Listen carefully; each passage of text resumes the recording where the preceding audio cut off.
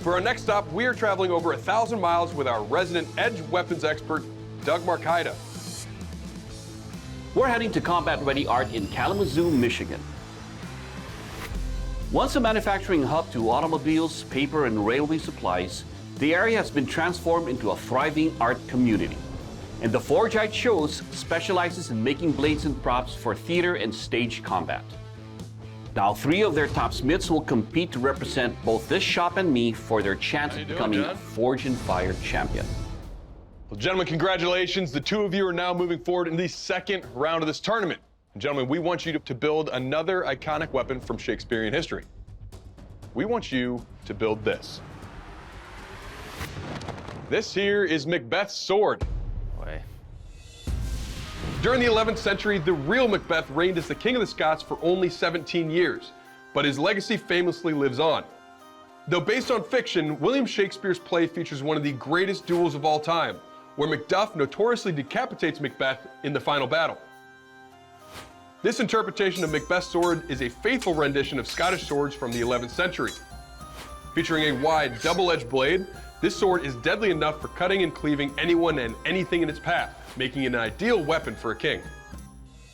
So bladesmiths, we've got a unique situation here. Because you guys both work out of this forge, you'll both be making your swords here at the same time. So good luck. We'll see you both back at our home forge in 4 days. I have a bit of a game plan that I'm going to try to stick to. My goal today is to try to get my shape pulled, and I'm ready to get going. Really getting pretty nervous with a link like this. You know, it leaves a lot of room for warping. I have my blade shaped like I want. So the quench is definitely the most nerve-wracking thing about this process for me. I've never heat treated a blade to this length. I could end up with cracks, I could end up with warps. Here goes nothing.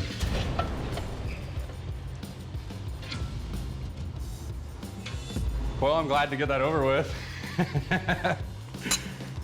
It's looking fairly straight.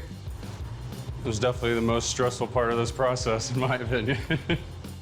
All I have left to do is shape the handle and do some sharpening. Now I'm gonna start working on my guard. I'm not planning on welding the guard on, so I'm gonna use a steel epoxy. I am very proud of what I made. At the end of the day, regardless of how it holds up in the test, I'm super stoked on my final product. My plan for today is just gonna try and forge out as much as I can, just stretching it out.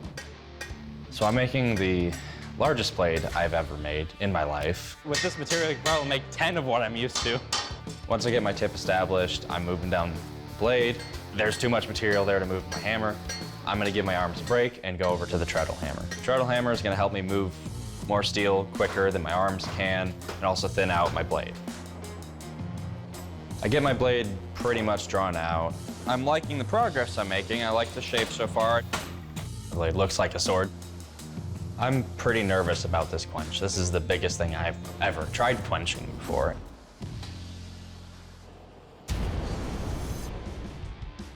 Oh, it's warped. I need to fix this warp somehow, or I will be in trouble. I don't have time to pick them up, so I just stand on it. I end up melting my shoe on it a little bit. Oh well, they're old, so. It's not straight. It's straighter than it was, though. The warp on my Macbeth sword is like super noticeable. I don't really have time to fix it today. I'm pretty content with how my guard looks, how it feels. I need to fit a handle, a pommel, and clean up my blade to finish it.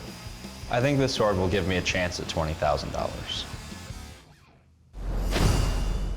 Bladesmiths, welcome to the keel test. Well, your Macbeth swords look dramatic.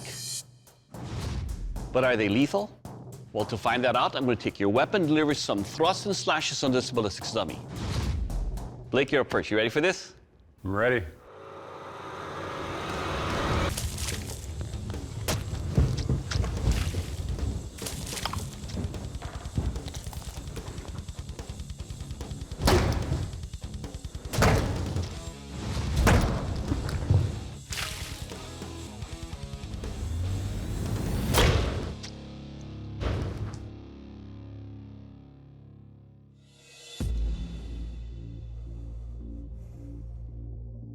All right, Blade, let's talk about your sword here. First up, your edge is sharp and took no damage. It's a good start to the masterpiece. Your handle construction is smooth, but one thing about your handle here is that it's actually much more comfortable to hold it this way as it is this way. But I like how it feels and how it moves with the movement. Overall, sir, your weapon will kill. Hell yeah. All right, Jackson, are you ready? Yep, I'm Right, ready. let's do this.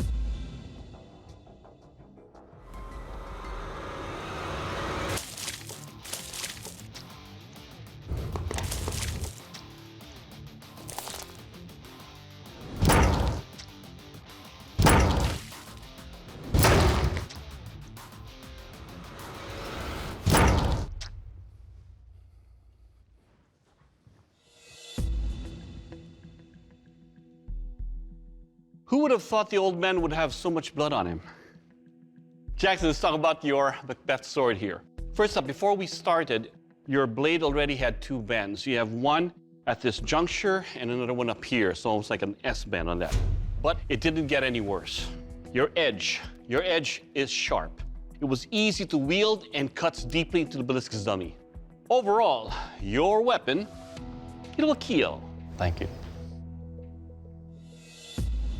All right, bladesmiths, this is the dynamic strength test, the paint can't bash, and the sandbag slice. Blake, you're up first. You ready for this? Yes, sir.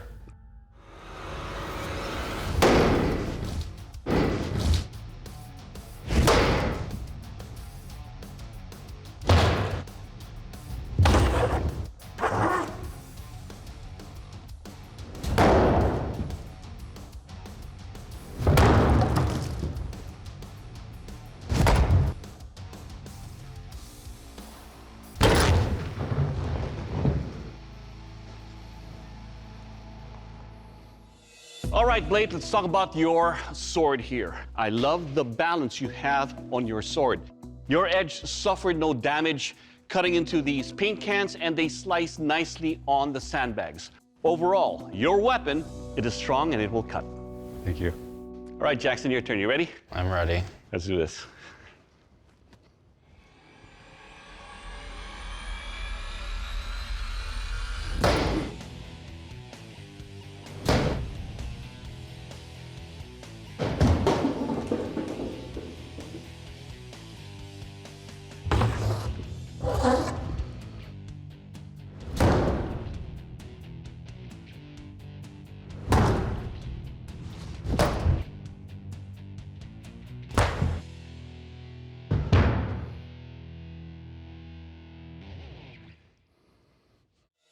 All right, Jackson, let's talk about your sword. Your edge suffered no damage cutting into these paint cans, and they slice nicely on the sandbags.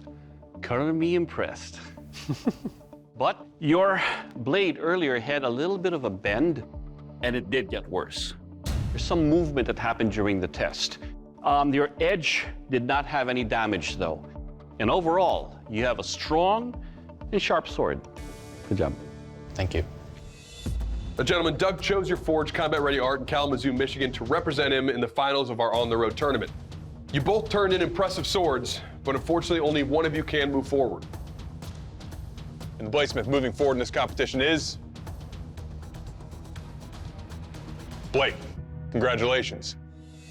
Well, Jackson, from the very beginning, it was clear that you put everything you had in this competition, and we want to say thank you for coming out. But unfortunately, your time in this tournament has ended. I'm going to have to ask you to please step off the forge floor.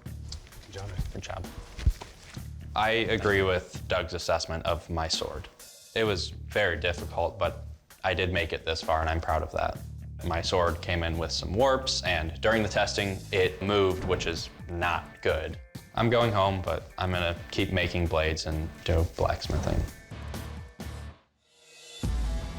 Well, Blake, congratulations. That means you are moving forward in the final leg of this tournament, still in the fight for $20,000 for yourself, and an extra 10 that could potentially go to John. Come on up here and shake our hands, man. I appreciate it. I'm super stoked. I'm very pleased with what I created, but I'm also really curious what these next rounds are gonna have for us. It's pretty surreal. Proud to be the representative of Combat Ready Art at the final. So let's see what we do.